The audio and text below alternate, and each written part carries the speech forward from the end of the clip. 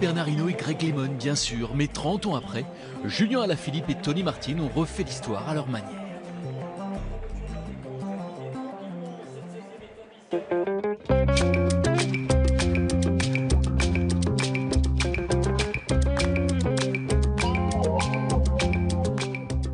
Si vous êtes encore dans le métro, le vainqueur du jour, c'est lui, Peter Sagan.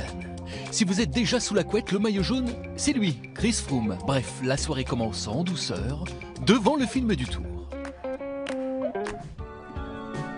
La salade de pignon peut parfois être indigeste. Hier, le dérailleur de Julien Alaphilippe lui est un peu resté sur l'estomac. À quoi tient la première victoire française sur ce Tour? Le bonhomme il commence à être un peu plié, mais ouais, une journée comme hier, ça fait du bien au moral de voir que voilà, les efforts payent. Malheureusement, il a manqué la chance et c'est comme ça. À croire que le garçon est joueur. Kilomètre 17, Julien Alaphilippe et Tony Martin s'élancent pour une sévère sortie d'entraînement sur les routes du Jura. Une belle partie de manivelle à plus de 46 de moyenne. Sacrée performance athlétique pour le tandem après 15 jours de course. Une certaine image du couple franco-allemand.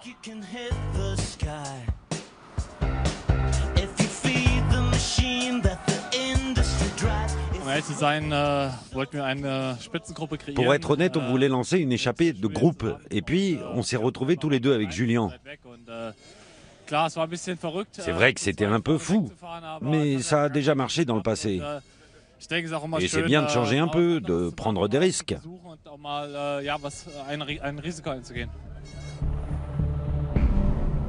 À plus de 3 minutes, le peloton apprécie le numéro à sa juste valeur. Ne prenez pas le petit gars de Montluçon pour un fou allié. Le gamin tire la langue, mais a surtout grand mérite à garder la route son coéquipier. Quintuple champion du monde du contre-la-montre, Tony Martin c'est bien plus qu'un surnom. Panzer. La tête dans le guidon pendant plus de 120 bornes, l'Allemand n'a pas dû remarquer son entrée en Suisse. Échappée capitale sur la route de Berne.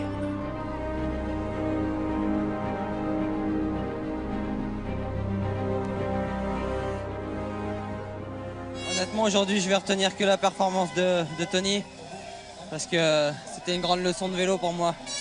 J'ai souffert dans sa roue et des journées comme ça rend plus fort. Le peloton ne fait pas de sentiments et met un terme à l'échappée après 160 km. Et question sentiment cette année, Fabian Cancellara dispute son dernier tour, mais la locomotive de Berne, l'un de ses surnoms officiels, tient plus de la Michelin dans cette fin de carrière. Le Suisse se glisse bien dans l'emballage final, mais n'a plus l'âge de jouer des coudes. Berne, la dernière occasion avant Paris pour Brian Cocard. Mais la dernière côte est en supplément pour le sprinter français. J'ai même pas pu aborder la bosse avec le peloton. J'étais vraiment à bloc dans une relance, ça roulait vraiment vite à l'approche. Et vraiment dans les 15 derniers kilomètres, ça allait vraiment pas. Oleg Tinkov avait exigé une victoire ce matin. Et mieux vaut ne rien refuser au patron russe. Valverde qui a lancé le sprint, oui, avec Alexander Christophe, costaud. Peter Sagan est très fort. Peter Sagan est très très fort. Allez, Peter Sagan ou Christophe, Peter Sagan.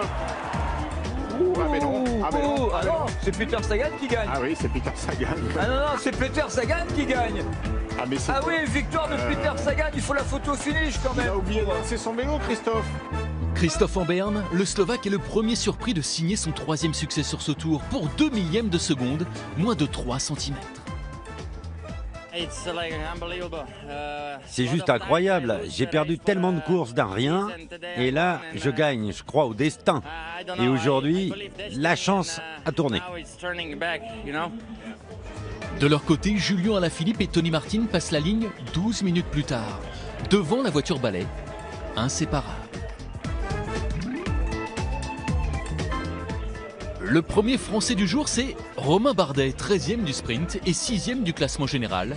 Pierre Rolland est 17e, Warren Barguil, 18e. Franchement, je suis vraiment fatigué. J'attends impatiemment la journée de repos. Pour le reste, j'attends aussi les Alpes. Je suis motivé, l'équipe fait du très bon boulot. Je suis impatient de vivre ces prochains jours.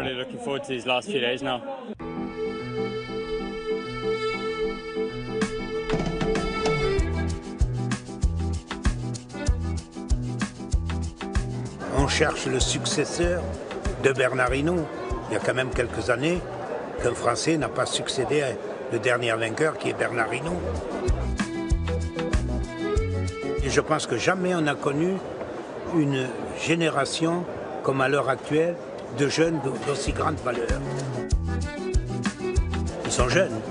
Et je crois que le plus âgé doit avoir 25 ou 26 ans et tout. Il y en a qui ont guère plus de 20 ans. Ça promet beaucoup pour l'avenir. Est-ce que le vainqueur prochain français se trouve parmi eux? On ne le sait pas. Peut-être que oui.